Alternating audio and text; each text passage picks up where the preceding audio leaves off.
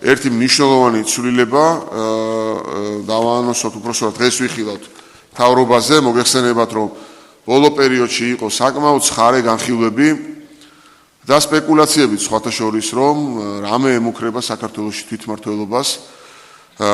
თვითმმართველობის რეფორმა არის დინამიური, ცოცხალი ორგანიზმი და მას სჭირდება, რა თქმა უნდა, კორექტირებები, ვინაიდან ბოლო 3 წლის განმავლობაში გამოიკვეთა მთელი რიგი ნაკლოვანებები, რომელიც ხელს უშლის თვითმმართველობის პოზიტიურ კონტექსტში წარმოჩენას და ჭეშმარიტი თვითმმართველობის განვითარებას საქართველოში.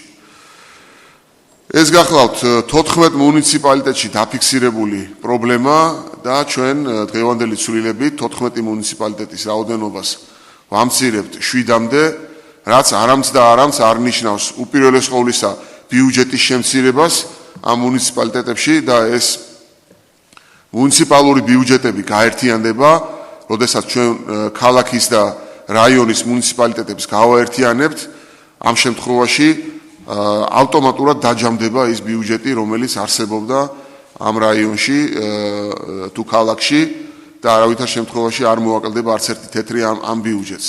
მეორე მიზეზი, რის გამოც ჩვენ ამას ვაკეთებთ, გახლავთ ის, რომ ელემენტარულად ამ რაიონებში იყო ორხელისუფლებიანობა, იყო უამრავი პრობლემა აღსრულების ეფექტიანობის კუთხით და ასევე ფუნქციების გაორების კუთხით დუბლირება ხდებოდა მთელ რიგ შემთხვევებში და ამ ემპირიულმა გამოცდილებამ გამოიწვია ამ ძალიან მნიშვნელოვანი ცვლილების განვითარება. საქართველოში თვითმმართველობა აუცილებლად განვითარდება და კიდევ უფრო ჩაიშლება დაბალ მუნიციპალურ დონეებზე, ამას წინ არაფერი არ უდგას და სპეკულაციებს, რომლებსაც ჩვენ ვისმენდით მთელი ამ დღეების განმავლობაში, არანაირი საფუძველი არ გააჩნია. ასევე მნიშვნელოვანია, რომ საკრებულოებს მიეცემათ დემოკრატიული კონტროლის განხორციელების რეალური ბერკეტები, მერი საკრებულოს წარუდგენს უპირველეს ყოვლისა ამ გაერთიანებულ მუნიციპალიტეტებში იქნება მუნიციპალიტეტის მერის თანამდებობა და მერი წარუდგენს საკრებულოებს მისი მოადგილეების სამსახურების უფროსების კანდიდატურებს და მხოლოდ საკრებულოს თანხმობის შემთხვევაში დაინიშნებიან პიროვნებები აღნიშნულ თანამდებობებზე. აქვე უნდა აღნიშნოს, რომ მეორე პაკეტით მუნიციპალიტეტებში დარეგულირდება IP-ების, ეგრეთ წოდებული არასამეწარმეო იურიდიული პირების ოპტიმიზაციის მექანიზმი და მათი შექმნა მხოლოდ გათვალისწინებული იქნება იმ პრინციპით, რომ ერთ სფეროში იქნება ერთი არასამეწარმეო იურიდიული პირი, იმისათვის, რომ თავიდან იქნა საცინებული ამ მიმართულებითაც ფუნქციების დუბლირება.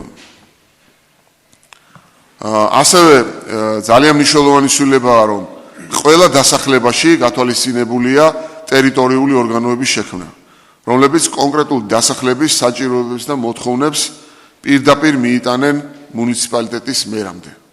ეს ორგანოები უზრუნველყოფენ მოქალაქეების მაქსიმალურ ჩართულობას ყველა გადაწყვეტილების მიღების პროცესში. ასევე ძალიან მნიშვნელოვანია, რომ ფინანსთა სამინისტრო მუშაობს მუნიციპალიტეტების ბიუჯეტის შედგენის დროს ნორმატიული წესების შექმნაზე, რომელიც კიდევ უფრო მეტად გაითვალისწინებს ბიუჯეტირების პროცესში მოქალაქეების მაქსიმალურ ჩართულობას. ეს სამუშაო მიმდინარეობს ინფრასტრუქტურის და რეგიონული მართვის სამინისტროსთან ერთად და ბიუჯეტირების პროცესშივე იქნება მაქსიმალურად გათვალისწინებული ქვევიდან ზემოთ მომავალი პროცესი და პრიორიტეტები განისაზღვრება და ამ პრიორიტეტების მიხედვით განაწილდება არსებული რესურსები მუნიციპალიტეტების ბიუჯეტირების დროს. ეს არის ძალიან მნიშვნელოვანი ცვლილებები, რომელიც მე დარწმუნებული ვარ, ხელს შეუწყობს თვითმმართველობის რეფორმის ავტორიტეტის და წარმატების გაზრდას და არა პირიქით, როგორც ამაზე ზოგიერთები აპელირებენ.